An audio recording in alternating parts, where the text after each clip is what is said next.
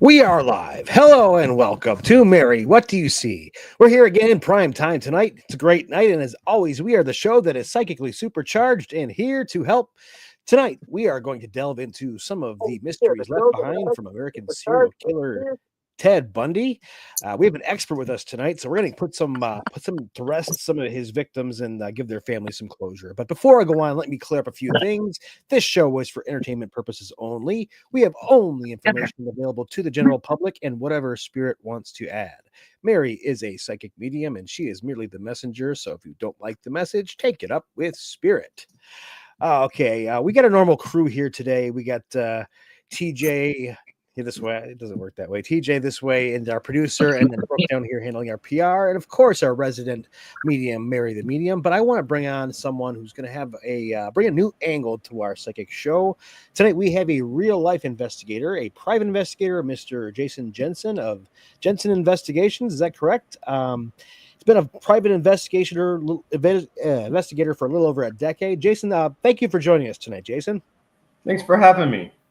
Hey, we appreciate it. It's always good to get an angle and get a little credibility. And of course, if Mary can add anything to your investigation, then it's the best of both worlds, right? But yeah, appreciate you joining us. So you're involved with the actual Ted Bundy victims, is that correct?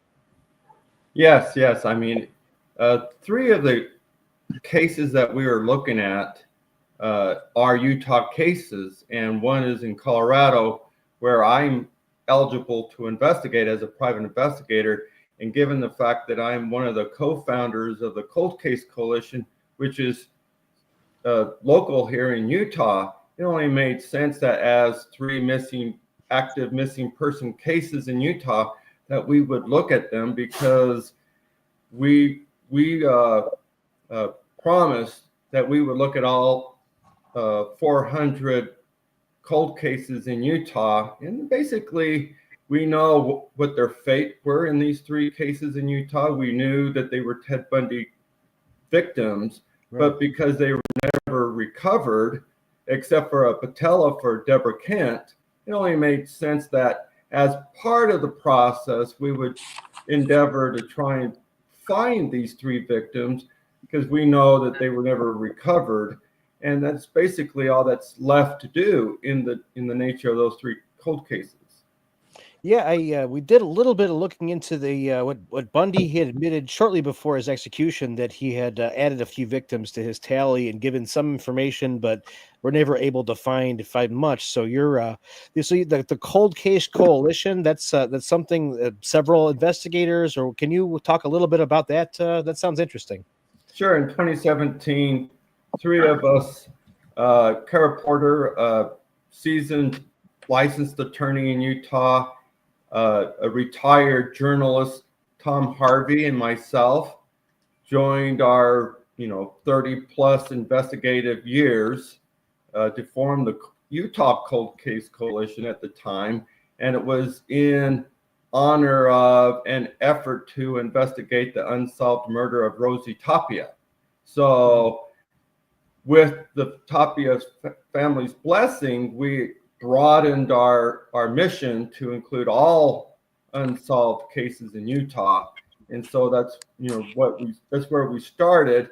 And then 2 years ago, we dropped the Utah reference in our nomenclature, and so it just became the Cold Case Coalition, and we reached out nationwide.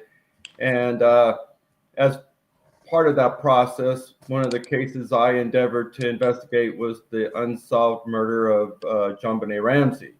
So right, that kind of brings us up to the current time, where this past summer we started the Ted Bundy Summer Project for the program Missing Coalition, which is a program of the Cold Case Coalition, because the reason for that is we learned in all of these cases that we were investigating, the most likely category of case that eventually becomes a cold case are missing persons. So we started the Missing Coalition in an effort to help prevent missing cases from becoming cold cases.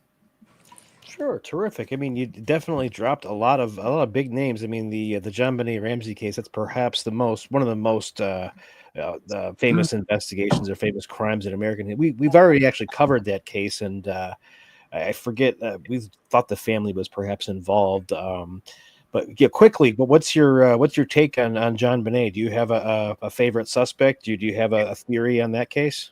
No, more than a theory. We believe it's solvable. We believe it's Gary Oliva. Really? Gary Yeah. Oliva. Yes, he was a child molester local in the area there in Boulder. And within 24 hours of the crime, he called a friend of his, a high school classmate by the name of Michael Vale, and confessed to him that he had hurt a little girl. And when pressed on a location, Gary told Michael that he was in Boulder. Well, reflecting back, what other kid are we referring to other than 6-year-old JonBenet? And this guy to this day is still obsessed with JonBenet.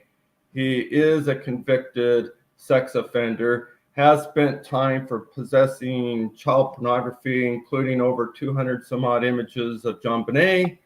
He committed a child molesting case in 1990, a victim in Medford, Oregon. And he also was convicted of strangling his mother with a telephone cord. So there's a lot of similar criminal behavior. Wow. And you can associate as part of the elements of the crime against JonBenet here. Wow. Wow. Yeah. I mean, let's I want to stay on that for a second. Let's put that up on the screen and see if Mary has any thoughts on this this guy. I don't want to call him a man. I don't know. What do you call this guy? Let's put him up on the screen and see. Mary, what do you see when you look at this guy? Yeah. Sex offender. His handwriting, I commissioned 3 different handwriting experts, and all 3 of them concurred that Gary's handwriting matched the ransom note. And one of the things that are typically a misunderstanding is we all assume that the ransom note was written on white 8.5 by 11 inches paper. The reality is it was a mini legal pad 5.5 by 8 inches, and it was a yellow pad, and Gary knew that. He reported that to Michael during a recorded jail conversation a few years ago. Wow. Gary Oliva. Wow. And and some of the writing style that was in the ransom note has been linked to be similar to other writings that Gary has also written. For instance, when you write a letter like the ransom note, you write on it, read carefully, right? Because you're using your eyes, not your ears. But we know from the top line of the ransom note, he had written, listen carefully. Well, because that stands out to me, I asked Michael, hey, is there any other letters or anything that Gary wrote to you where he similarly instructed you to listen carefully? And sure enough, he's produced that. So really? Yeah, that's unique to Gary, that he writes listen carefully rather than read carefully. I mean, it's just a piece of a puzzle, but that stands out to me. Right. That's something else. I want to get to some of the Bundy thing, but that's fascinating. Yeah, we're gonna have to dig into this guy also with our little thing. In the past, I can speak on the topic for well over 3 hours. There's just so much between Gary and this particular, JonBenet Ramsey, that you can really fill a whole encyclopedia about it. It's not just some, hey, he had some matching boots, or he had this or that. I mean, yeah, it's just funny to me how quickly law enforcement embraced it. Was one of the family members when, for instance, she had black duct tape on her mouth, but there was no duct tape in the home. Well, where did it come from? because it was introduced to the home by an intruder. A year later, at the candlelight vigil, Gary showed up mourning like with the other mourners, and he had a large envelope with black duct tape on it. Now, if he would have been arrested at the time, something like that could be compared and analyzed. But, here we are, 30 some odd years later, almost 28 years later, you're not going to be able to do that because black duct tape is black duct tape. Is it the same roll? Is it the same type of roll? Is it completely, inconsistent? But it is intriguing, though. Had they looked at him, maybe it wouldn't have been a cold case. And that's how I got involved. Is when I do cold cases, I always come to the family and I ask like one question that, depending on how they answer, will determine whether I feel like I can get involved and make a difference. The question I had for the Ramseys was that from DNA cases, we've learned that most of these offenders in unsolved cases, DNA matches a neighbor, right? And that's really how I introduce myself. It's like, did they do anything with the neighbors? And John told me they didn't even bother to do a neighborhood check. So Wow. like that's just kind of like law enforcement 101. It's like you got to come to the neighborhood. You're looking for any evidence that might have been left in the alleyway. You're going to look for, maybe because they didn't see footprints there at the window, maybe down the alley or across the neighbor's yard, or maybe you'll interview neighbors to see if they remembered seeing a prowler and maybe get a description. But they didn't even bother because they quickly went right to thinking the basement was staged and the note was staged to be a failed abduction when, maybe it's not staged at all. Maybe it was a failed abduction. You got to keep an open mind when you're investigating cold cases. At the time, a homicide. Sure, I'm sure police academies are beginning to use that case as how not to investigate murders. There was a laughable amount of mistakes made throughout that investigation. Oh, Part of it was maybe it was the rookie cops who were there on Christmas, having to work on Christmas, and they didn't have their best. But it was a bumbling. It was a terrible investigation. They couldn't have been any worse about it. But yeah, let's move on to some of the victims here at Ted Bundy. He had I think he had confessed close to 30 victims in total, but he met his fate in the electric chair in 1989.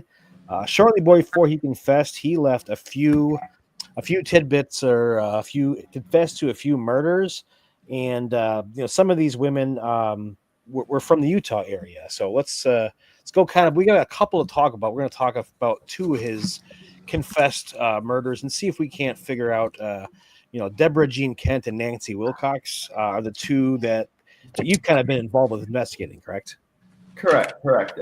These two young ladies were the first two known victims in Utah, because if you recall, his crime spree began in Washington, the state of Washington. It's rumored that maybe there was one or two in Northern California and Oregon, but we do know that there was a string of them that occurred in the state of Washington, and he was dumping their bodies on the surface of the ground on Taylor Mountain. And then once remains were discovered, they combed the place and learned that there was multiple victims.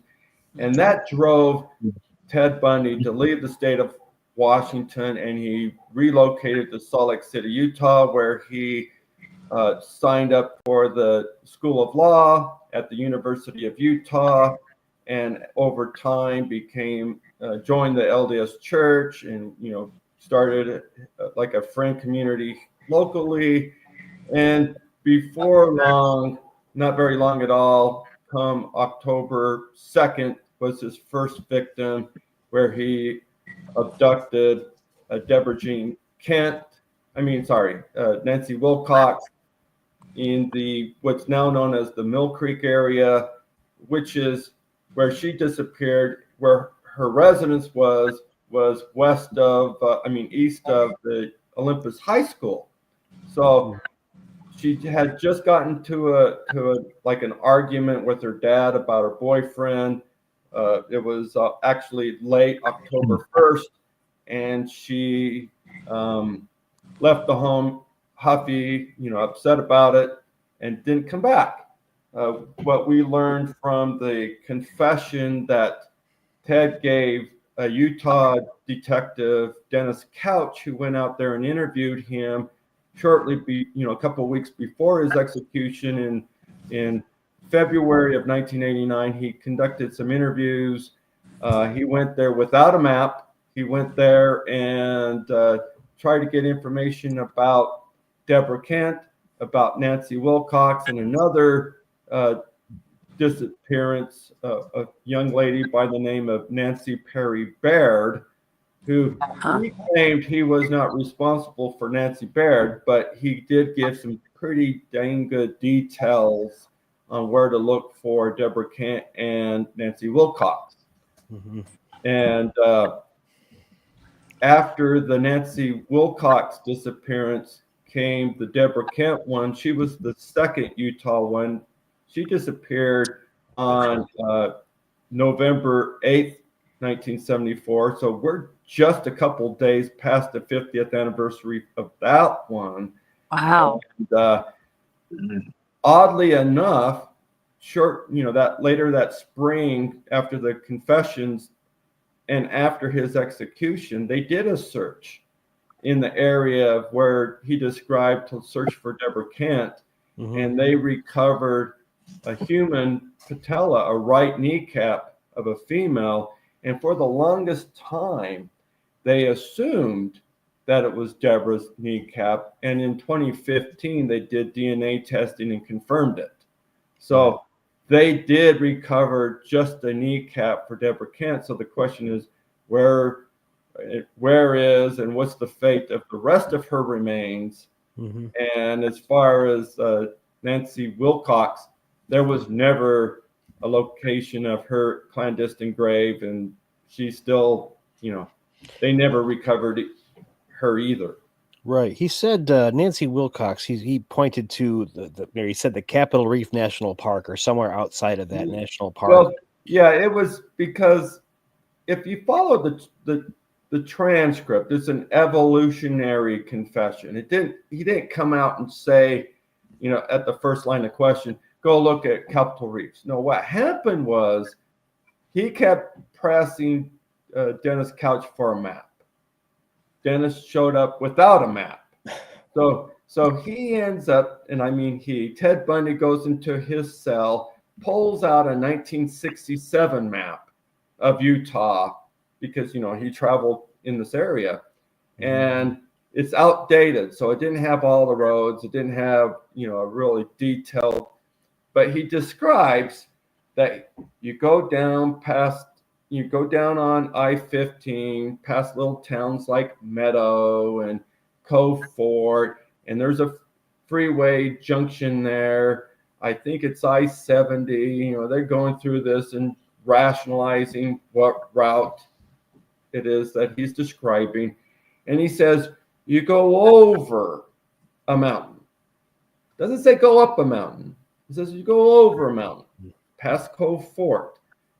And it doesn't say a series of mountains, which, he can describe how to get there. Just like when you say how to get to, your aunt's house, you may not know the street address, but you can tell them, turn here, turn right there.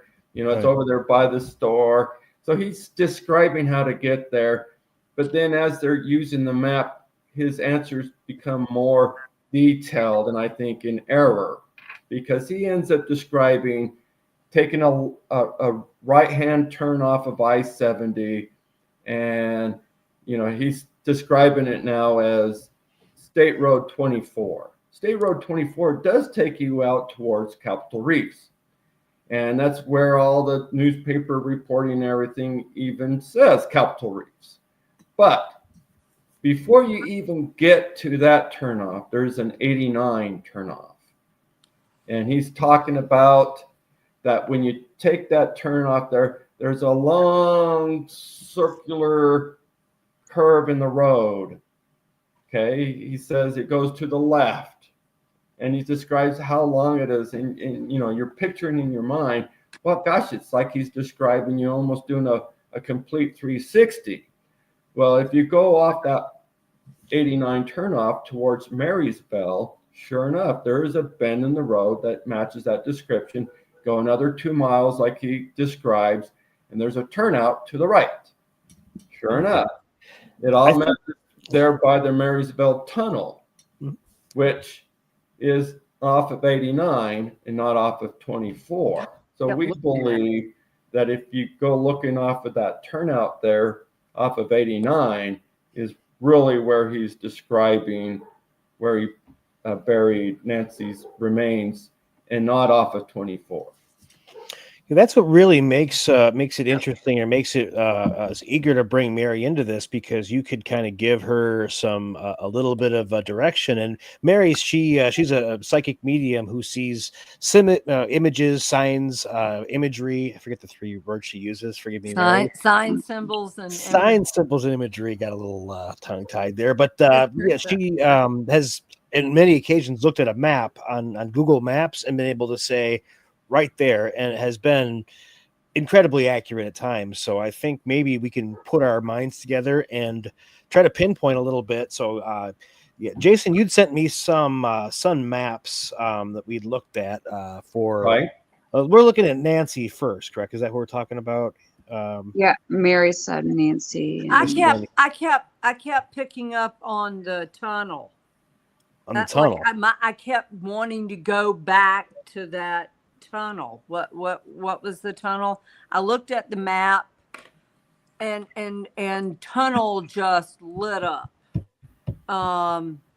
So and boy, that's so blurry. I can't read it. Right, and that's all right. So what tunnel are we talking about? What's the tunnel called again? Is the it Marysville Tunnel? Marysville Tunnel? It's not far from there.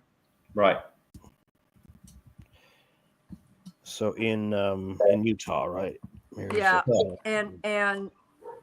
and with Nancy Wilcox, because I had all 4 girls lined up. I felt like each of them were throwing different things at me at one time. I'm like, wait a minute, which one of you saw Red Rocks?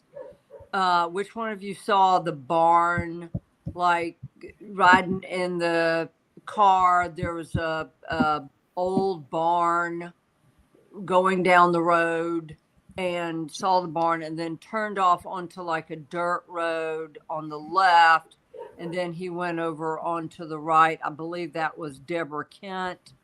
Nancy Wilcox, she keeps talking about White Rocks, like White Rocks, and she is one pissed off girl on the other side, really seriously pissed off. Up a hill, it's like, it looks like it's up a hill, but okay, where's Mary's tunnel on here? Okay. It's so hard to see. Okay, the tunnel is the train tunnel. Ooh, okay, there's the train tunnel right there. Right. So if you go down towards the southeast there's a turnout. Go down. I can't help you. Let's back out a little bit. Right there, that patch of green right there, see the ridge line? It's so it's south of Marysville Tunnel. It's the patch of green right there, right here, where it's 89. So it's got to go north now. Go north. Okay, so there. Talk about this side road right there. It's to the left of that. To the left. That bend. Right. Go down to that really dark spot in the green. Oh, you're going too far south now. Go back to It's that patch of green right there in the center of the screen. No, near the road. Closer to the road? Yeah, see, that's the turnout right there.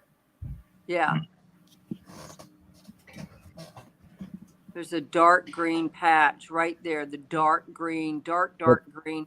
See, okay, so it looks like the green looks like a ledge right there. You see where it's just straight across in the center of the screen where it starts to turn. Actually. Yeah, that what you're looking at is shadow of that ridge line right there. Yeah, so Nancy Wilcox. Where your cursor is, that's shadow. Okay. This here's a shadow. Yeah, that's shadow. But the road to an inch, that patch of green is the turnout that he's describing, in my opinion.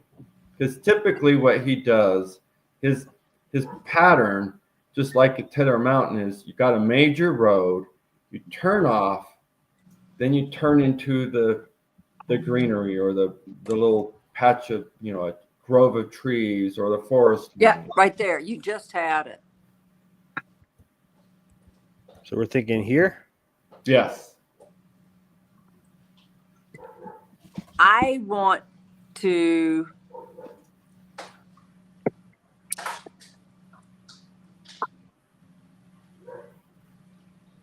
man, she keeps saying a little bit further south. He's talking about but okay, stop right there. Okay, go back up.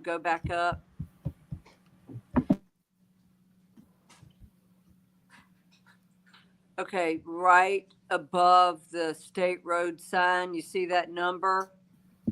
Do it right there, right there in that dark green, right through there. Okay. You're seeing something right there. So what is this on the other side of this, Jason? Is Jason here? Where'd he go? Is that a river? Jason, what is this on the other side of the trees? Is that a road? That's the main road there. That's 89. That's a road, yes. And then that's a service trail for UP&L on the far left margin. So you got like a couple of dirt roads there. You got the first dirt road in the middle that is actually the former road before they upgraded 89. That's the turnout that we believe that he went down. Yeah, that he went down. Okay.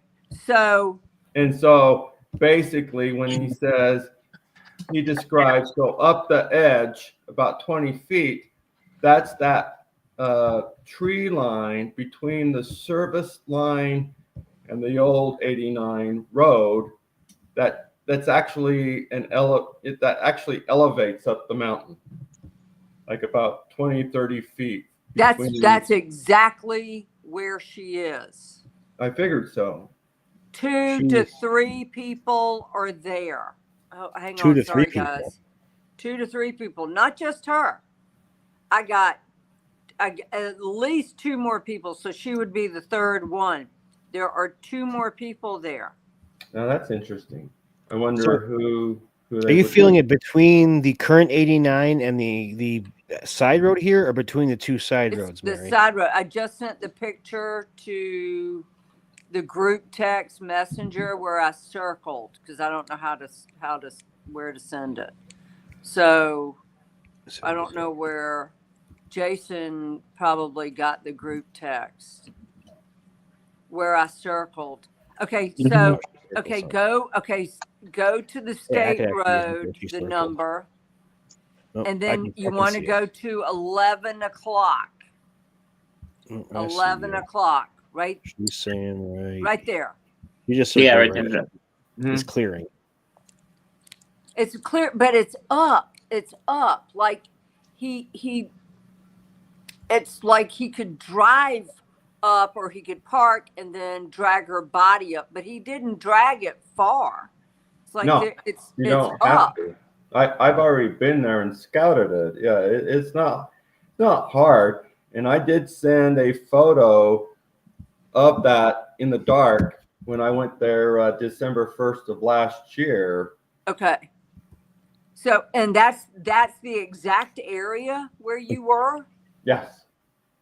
Holy It's very easily accessible by a VW Beetle. It's not hard Okay. at all. There's Okay. the latitude and longitude right there. Remember, it used to be the old 89. Okay. So it's going to be easily traversed by any vehicles. Okay. So I got there was a woman's body left behind a bush. Okay. Like he always liked, I'm being shown open areas, but it had bushes, foliage, woods around, but it was open going into it, and then but it was enclosed by bushes. And she's saying white rocks. Are these white rocks that I'm seeing? White rocks here? Looks like it. You know, not like pristine white, not like No, paper not, white, but yeah, you know, no. as white as rocks typically get. It's definitely Okay. not red rock.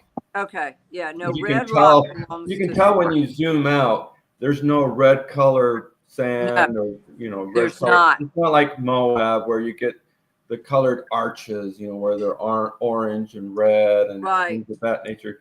No, Right. no. The color there is more like a light gray, and Yes, you are going to get some white if you get the pebbles and stuff like that. But overall, as you can tell, it's more of a gray, opaque color. Right. On the other side, she's saying white rocks. She's saying white, which actually is the same color that you're describing. And but she's saying bones scattered because of animals. He did not bury her. He left her out in the open. Okay. He when he says buried, like he may have put rocks on top of her, but I feel like animals scattered her bones for quite some ways. Back that way, back exactly. You just keep on going back. Gotcha. And I think maybe some animals might have buried the bones, but she's up there. But then I got two other women as well. Two other souls are there as well. Okay. And I don't know who these women are. I don't know that anybody would have reported them missing, but there are three women up there and it's like a plateau almost. I mean, it's up. It just kind of, the hill just kind of goes up a little bit. Gotcha.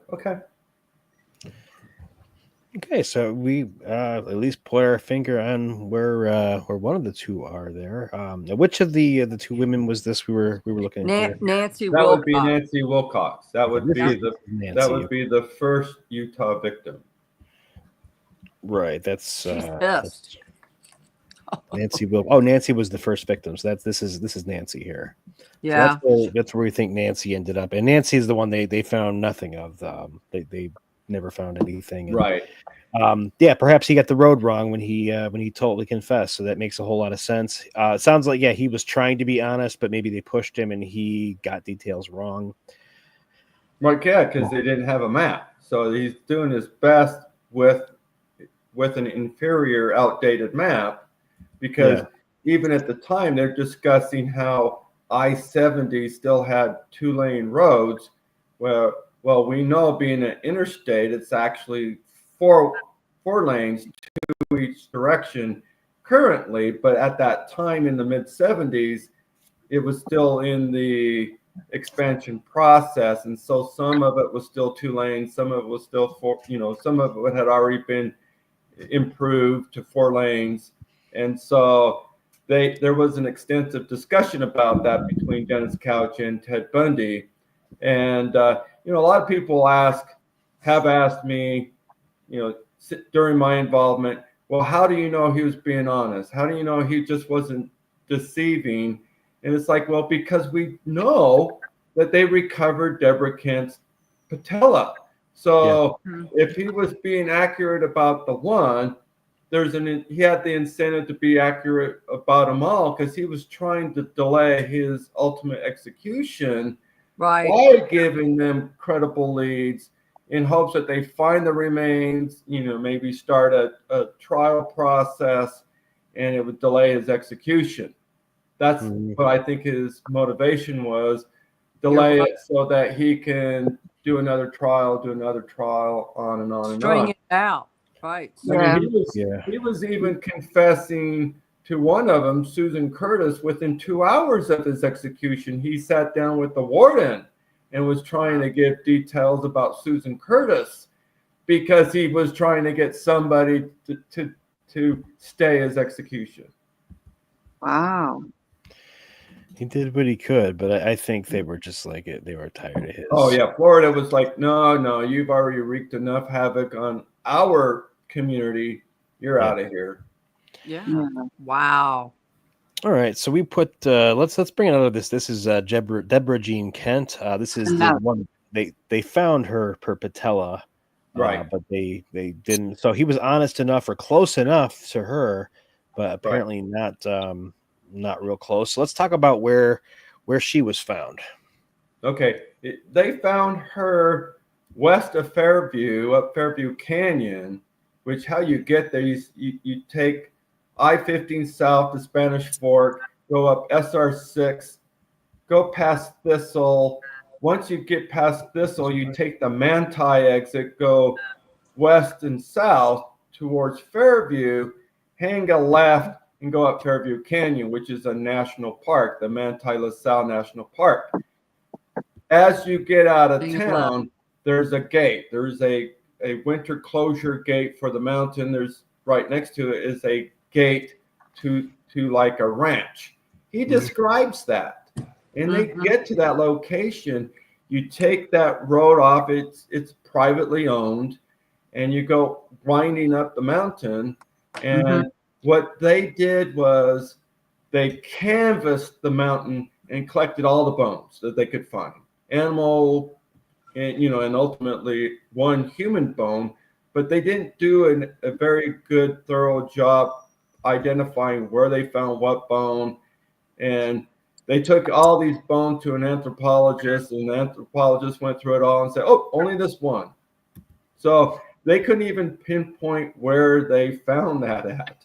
So, and why not anything else? It's because he described to Dennis Couch that he buried her 2 to 3 feet deep, layered some rocks over her, and then soil over that. So what that means is, in my opinion, it wasn't a big enough grave to lay her supine, meaning on her back with her legs extended. He had to put her in with her knees bent up, and they probably went through the layer of rock. And some critter that was trying to scavenge got a hold of her patella, ran off with the patella. The rest of her remained in that grave, in my opinion. That's the only logical explanation, knowing how, these people bury humans out there in the wild when they're trying to get away with their crime, is they're not going to fully, bury you 6 feet deep. They're going to bury you just deep enough. And I think that her knee was partially exposed to a critter. I think her feet, a raccoon or something, and ran off with her, nibbled free her patella. Wow. Yeah, but unfortunately, the police didn't know exactly where they found it. They just found it somewhere, right? Well, and they probably didn't know to really take what he described all that seriously.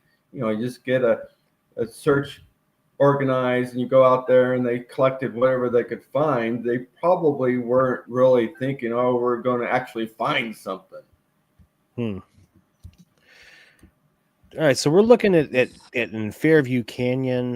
This is the one of the pictures you had sent me. Is this that's actually the wrong one. That's the one I just had up there. Talking about this one here. Is that what we're talking about? No. That's No. by Cove Fort. That's one I Okay. believe that I got from Brooke. Yeah, that was one for That me. there is the one that I sent. And basically what he describes is you take a road, it goes winding up there, and then there's a bend. You pull off the bend, and he described taking her up a hill to a former fence line of barbed wire. Well, we know how they tame the Old West is with barbed wire, and there you can tell it's a property line. You can see clearly there's a line that goes, up towards the top margin and over to the left. Sure. That's somebody's property line. So that's where you're going to find any fencing would be on that property line. So I believe he took that turn right there where it turns to the right and then walked your body over that fence line and just buried her just on the other side of that fence line. Okay, so can you point to that, Jeff, so I can see that? Not on that one. We got to get it on the maps. Well, okay. To All right, right. if I can find that area on maps, what's is that near Fairview Canyon? Yeah, it's just east of Fairview. Just east Before of you go up the Manti LaSalle Mountain, the forest. Was there a barn there 2 to 3 miles back? Maybe on the route, through town before you get to that ranch gate, there might be a barn. I don't recall off the top of my mind seeing one, but I've not been looking for a barn either. Okay, well, because that was a landmark for her. She was showing me. Her spirit was showing me a barn, but they just kept riding. And then I got turned left. He turned left down a road. Okay. Right. So that is correct. That's what she showed me. I told Brooke this before you even came on, Brooke and Jason this. Turn left, and then he made a right. He turned left going down a road, and then I felt like he went right. Let me see. That sounds about right. I had the wrong one up there. Hold on. Okay, and spotted trees.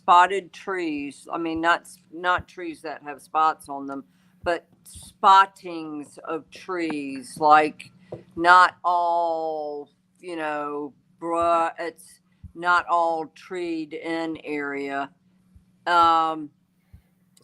Trees Okay, I got the on area. right. So that's the area he had up on the screen, a little bit zoomed out there. All right, so I can point here now. Okay. All right. Well, can we bring it in closer so Jason can lead you? Are you saying up at the very top of this, where it squares off at the top, Jason? Is that what you were saying? No, the narrow point of land between the wooded property line. Yeah, that's the area right there. Okay. Okay, and you're saying, okay, so is this bend in the road right there, or is that a river? Right. Correct. That's a dirt road. Okay. So I believe he pulled off of there. I believe he pulled off of there and then took her body across that property line and maybe in that ravine. This here is a ravine, right? Yeah. I don't know that he even went that far. I'm not picking it up there. If anything, I'm picking it up where, okay, so he made that loop that left, and then he turned right, and she's in this open area. This here? And no, go up. Okay, go to the left, no, down. down. Okay, right in that area. Yeah, right. And the clue's going to be that there was barbed wire that he tripped over as he was. That's what he described. That he had to go through some barbed wire, and that's going to be where the property line is. So barbed wire will be here, perhaps. Yeah, the barbed wire is going to be there. Correct. And all of those are just trees. That's trees with shadow. So we're really close, zoomed in as far as the terrain. Those are actual trees that you're looking at. Yeah, that's what I got. But I got it's an open area. It is an open area. So where's your pointer, Jeff? That's where he started. My pointer's right there. Right. Okay, so go to 11 o'clock. Just a tad right there. Go left. Go left. Go down. Down. Now go to the right. See that open area? Yeah, that's open right there. Right there. And then the one right down below it.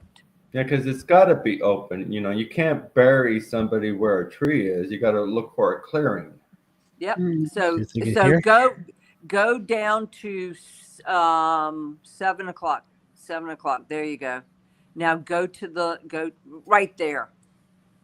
You're like it there? Yep. And that makes a lot of sense to me. All right. There is the latitude and longitude. Those two areas. Something happened over on the right-hand side. On the very right-hand side, on the other side of that road, something happened over there. I don't know what happened to him, but something happened over there as well. In the open clearing. I don't know if he stopped over there. I don't know what was over there. That might be where he stopped. Yeah, he pulled his car on that side of the road and dragged her across the road. No, he wouldn't have. He would have driven up. He wasn't. He couldn't drag. A human can't drag a body more than 20 meters, a dead body more than 20 meters. I mean, physically, it's rough on them. So he would have driven where there was a clearing and then walked her to where it's covered, but it's open. It's covered on all sides, but it's open walking into. The same with Nancy Wilcox. Gotcha. So but you're saying she was buried, 2 to 3 feet. So she'd probably still be there if she was that deep. The bones would probably still be there, I would imagine. I mean, even though it's been 50 years. I got her feet were sticking out. I got like a toe was sticking. She's showing me a toe, like the toes were sticking out of the grave. Her kneecap and all that was buried. I mean, she was, but it's like she was bent. Her kneecaps were bent. Was she laying on her back or on her side? But I just got like her feet got exposed. I don't know if it was from animals or what. Yeah, that's possible. Yeah. I do want to circle one more area, the road right there, those two areas. There's an open spot right there before you get to the second area. I said, you see that open spot right there? Jeff, go down just a tad right there. Yeah. You are looking in a circle in these three areas right there. I feel like kind of like that. Yep, that's it. Okay. That is it. Right. Let's go digging. But something happened over on the right-hand side of that road. Huh. And I don't know, and I don't know if I can say this on this channel. Can I say it on the channel? We're not monetized. Just say the R word. Oh, okay. So he had sex with their dead corpses. Okay. And he was screaming and carrying on, I believe, on the right hand side. Like he went into some paralysis state, and I don't know if he went to sleep there, but I just felt like he was paralyzed, or I'm not sure. I'm just getting some emotional trauma happened over on the right hand side to him. Okay. Oh, Does that make sense with his type of personality? I mean, you know more about this man than I do. I don't want to know, because unfortunately, when I read about these people, I get into their mind, or I get into the energies of the spirits, they can come forward. Okay. Because once that door opens, I never know who's going to come walking through it. And Yeah, you've seen some weird stuff. he could come in with his victims, because he's dead as well. And typically a killer will stay where he left his victims. Yeah, we don't need Ted Bundy and haunting our show or hanging out with Mary in traffic. She gets enough. No, I gotta go get some sage. I swear to God, I gotta go to my room and get some sage and light it. Holy water. Well, I mean, we definitely have given Jason some pinpoint spots to go look. Yeah, it'd be wonderful if you'd find something. Yeah, were we going to try to do more? I know we've got more. Mary could only handle, so many today. Like, it's a lot to take in. But I know this is going to be part 1. Yeah, so there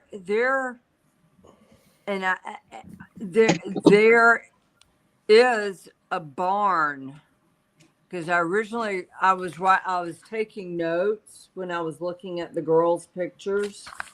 Barn, dirt road, took a left, then took a right, off the road, private, had sex with her dead body. Who? That was for Debra Kent. Nancy Wilcox was plateau, a walkway, kind of like, a walkway, an open area walkway full of white rocks, a hill, pissed off.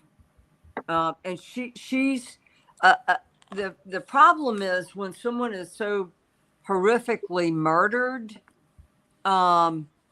something horrible has happened to them, their spirit is kind of stuck. Okay. And I have seen this repeatedly with murder victims. Their spirit is stuck. And I feel like Nancy can't get free of the trauma that happened to her. Debra is free, but Nancy is not. Nancy is waiting for retribution. Gotcha. Boy. Could you cross her over, Mary? I can't. No. I can't. Not until her body is found. Oh, okay. And then you could help. Right. And with Debra, remember I asked you cheerleader? I thought she was a cheerleader. So I saw pom-poms, I saw a short skirt, and I thought, okay, so that's a cheerleader. And you said it was her sister, Jason, that was a cheerleader, correct? Yeah, that was Nancy Wilcox's sister. And for some reason, the media said it was Nancy that was the cheerleader, and that's not the case. It was her sister. Okay. Correct. Okay. Wow. Spirit has a lot to say, guys. Just because we're dead doesn't mean we don't talk. So, wow.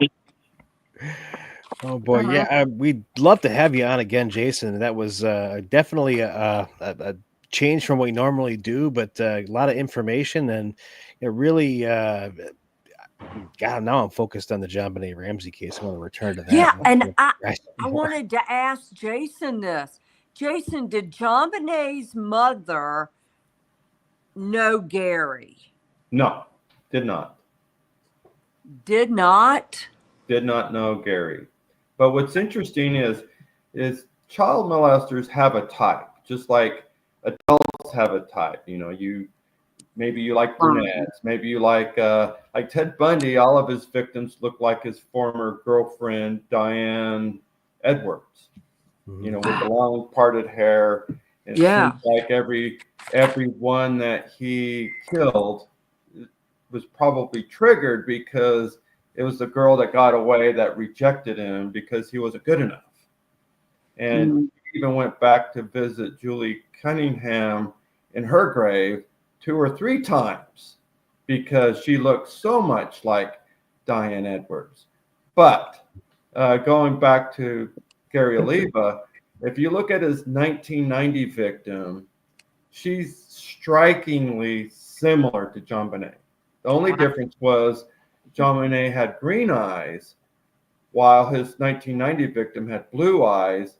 And one of the jail calls, he expressed to Michael how much it angered him that he'd go to the store and see her face photoshopped in tabloids, and they make her eyes a bright blue, you know, for grabbing headlines, and it would make him mad that he changed her eye, that they would change her eye color to blue. Now, why would somebody know that she actually had green eyes unless they were face to face with that victim, which, you know, still to this day, he draws pictures, you know, has them with green eyes, refers to her as the emerald eye girl, emerald girl, anything really pertaining to green, because he identifies with JonBenet, and all the characteristics of her are very well, you know, familiar to him. I thought she had blue eyes the whole time. You're telling me the blue eyes were a touch-up or a yeah, it's just a People touch magazine? of green eyes. Wow. I didn't know never that. knew that. Yes. Wow. But Gary knows. Well, her mom had Gary knows. beautiful green eyes. The mother had beautiful green eyes. Betsy? Yeah. So, JonBenet's mom. Yeah. so Gary, so why haven't they arrested Gary? Well, the problem that you have with this case is remember, in the mid 90s, DNA was in its infancy, and it was the new tool, you know, and still to this day, many detectives, especially in the cold case units, they want the easy solves by finding a DNA source and proving it scientifically beyond a reasonable doubt just simply by the DNA. They don't want to have to, you know, you through grit and effort, you know, some old-fashioned gumshoe detectiving to solve a case. They'd rather just be an overglorified lab technician, get some DNA and have the lab prove that so-and-so's there. So what you have here was the main source for DNA solves are whenever there's present semen, blood, or saliva from the perpetrator or the suspect. But we don't have that. We have is unknown trace DNA or touch DNA. Yeah. But there's a difference between suspect DNA and touch, you know, unknown DNA. So unknown DNA just means that there's DNA on the article of clothing. What if it's a lab technician? What if it's a detective? What if it's a CSI technician? What if it's the detective, you know, or some other detective that picked up the case throughout the 20 some odd years? So just because it's unknown male doesn't mean that it's suspect DNA. It could be, you know, innocently applied to. And there was even discussion there, if you go back to Henry Lee discussing that maybe it was DNA from the manufacturer, and they, you know, checked to see if it goes back to, you know, a manufacturing plant where the underwear was, you know, made or whatnot. But the problem that you have is you have the matching DNA of the waistband also matches the DNA on the underpants. So the question that I have is that the suspect's DNA, or is that somebody that handled it? You know, I can pick up a shirt and I can have, even with gloves on, I can still transfer trace DNA, because what if I got gloves on and the first thing you want to do when you got gloves on is you scratch your nose, or you know, And this was in 1996, where the reason why detectives have gloves on is to prevent the transfer of their fingerprints into the crime scene. You're not really focused on, leaving DNA behind. So they could wear the same gloves throughout the entire, collection process and not think to remove a set of gloves every time they pick up another article of clothing, which is really what you have to do to maintain integrity, so that you're not cross-contaminating. If I pick up this shirt and then pick up, this pair of pants, if I picked up DNA from this and transferred it to here, of course you're going to have the same DNA on both articles of clothing because you carried it over. I've always said that. I mean, there was a party the night before that the girl had attended, and she touched an adult's hand and then used the bathroom. That could have explained where that came from, and that could have never, that could be the person they're chasing was a friend at the party that they never thought to look at. It's skin. It's a flake of skin can be that. I mean, it's ridiculous how easy that can be contaminated. Right. Especially when you're talking epithelial DNA, your skin cells, it's so small. You can't see it. So, when they collect it nowadays, they use an MVAC and suck it up from all across the article of clothing, because you're trying to combine cells throughout to make a larger sample to test. But the problem when you do that is you're collecting various samples and you make a mixture. We do not have the technology right now to deconvolute mixtures. So that's where we're at right now, is they have mixtures that they need to unmix, and they're estimating it's 1.5 to 2 years before that technology may become available. So they got the case on hold, thinking, well, maybe we'll be able to, solve it through DNA at that point in time. But I don't think it's a DNA case. I don't think it's anywhere near close to a DNA case. It happened on Christmas evening, and the early hours of the 26th. The guy's an intruder. He's going to have gloves on because it's winter, number one. Number two, if he's smart enough to bring in duct tape, he's smart enough to have gloves on. Right. When he vaginally assaults JonBenet, he uses a broken paintbrush handle. He doesn't digitally do it, so he's smart enough not to use his own fingers or something. So there is no DNA, and because there's no semen, saliva, or blood left behind, the closest you're going to get is just trace DNA, and they're trying to test trace DNA almost 30 years later. You're just not going to get that. And mind you, that the previous tests were were STR samples that were put through CODIS. Well, that's not the same kind of DNA profile that you use to do genetic genealogy. You have to start from scratch, where you're using SNPs, not STR. So SNPs is what you have to do genetic genealogy. You can't take the STR sample and put it through, genetic genealogy. It's just different. You're talking the difference between the FBI process and the genealogist process. They're not compatible. Right. And if they consume the samples for the STR, there's nothing available to start the process again and do SNPs. Well, they just need to rely on old-fashioned police work, circumstantial evidence, and the son of a bitch can. Yeah, it's going to be circumstantial evidence, and bring him in.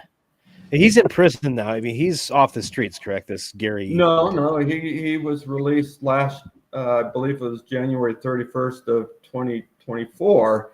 He was released from custody. He's out live and well on parole right now. No. Oh. All right. They need to get on the ball. Get on this guy, Gary Olivia. What the hell? Oh boy. Well, I mean, we've always got work to do because the police just can bungle an investigation. Oh, they have. and many Terrible. of them. Oh, yeah. Well, and it's really not their fault. They had a FBI agent profiler come in to the department that day, and he expressed concern that maybe it was staged. But remember, profiling is a tool when you don't have evidence to lead you down the path, to discover a suspect or to fashion a theory. So he said, his retired FBI agent Ron Walker, he said, "Oh, I'm concerned that maybe it was staged." Well, he says that in the police department. He's not at the crime scene making that suggestion. He's at the police department. So, they lock into that. It's like, well, yeah, I see your point. The note was written on a mini legal pad that was found in the house. And instead of actually being an abduction, it's actually a murder, and the body was found in the basement. Why would you write a ransom note if you were going to just kill the child? And it's because it wasn't a garage. It wasn't, like some sadistic effort to kill a child. No, I believe because the one end was tied around her right wrist, and the other end had a paintbrush handle, and in the middle it was wrapped around her neck with a slip knot. I think he was trying to pull her out the window. Wow. And I think that's really what was happening. He was trying to pull her out because you have 3 ligature marks, so 3 attempts, and nothing worked. So he ended up having to give up. And one of the statements from Gary in a letter was that he dropped her and watched her die in his arms. But see, that's the perception, right? Because if he dropped her thinking that she died because you dropped her, and not realizing, no, it's actually because it was tied around her throat, and you cut off her blood flow, and she actually died from asphyxiation. That's different. But he's not a pathologist. He's not doing a medical examination. He thinks she died because he dropped her. But bear in mind, he wasn't aware of the fact that when he hit her with an object, it gave her a fracture across the midline of her skull, and other injuries as well. So, also, remember, they're saying that it looked like there was a taser burn, one on her back and one on her cheek. Yeah. And Gary, in 2000, was arrested in the Boulder, the University of Colorado there, quarter mile from the house. And in his backpack, they found him in possession of a taser. Wow. So that's circumstantial evidence, I'd say. Yeah. Yeah, it sounds like they need to put the pressure and get this guy, get him. Yeah, you shouldn't. Yeah, that's for sure. Yeah, I thought he was in prison. So, wonderful. We never have happy. I always comment we don't ever have happy endings in this show, but this is what we do, right? God, Closure. It's about the closure. Yep. I mean, if we could bring closure to a 50-year-old case, definitely a positive thing, right? Yeah. It'd be a good happy ending. Well, for the souls, if anything, Yeah. Yeah, we got someone wants to do. Maybe we could do Scientology. Different. That sounds like a good idea. But we've got lots of things to look at. Jason, Jen, really appreciate you coming on. Jensen Investigations. He's a private investigator. Hopefully, he's going to dig up some bodies and give us a little bit of credit in the back end. But we have it on film, so no problem. Yeah. I appreciate you coming on. You're welcome anytime, Jason. Really added a lot to the show. Thanks for joining us. Thank you, of course, to Mary the Medium, Jason. We're going to do more. What were you saying, Mary? I was going to see if Jason wanted to come back and do Julie and Susan. Well, we can't do Susan because after I updated BYU police, they actually are investigating that. So I don't want to say anything that turns the location into a circus with a bunch of, Gotcha. You don't want that, but I kind of want that. Oh, well. But I mean, I'm more than happy to talk about Julie Cunningham. I'm more than happy to even throw some other possibles, like even Nancy Baird, if you want to talk about that one. Nancy Barrett. Okay, I mean, sure. Baird, Baird, which they thought was a Ted Bundy victim. He denied it, and it's still an unsolved murder. But we also, would like to find her because she's, an unsolved missing person in Utah as well. Maybe you can give us some insight from her pictures. Okay. Ted said that he didn't.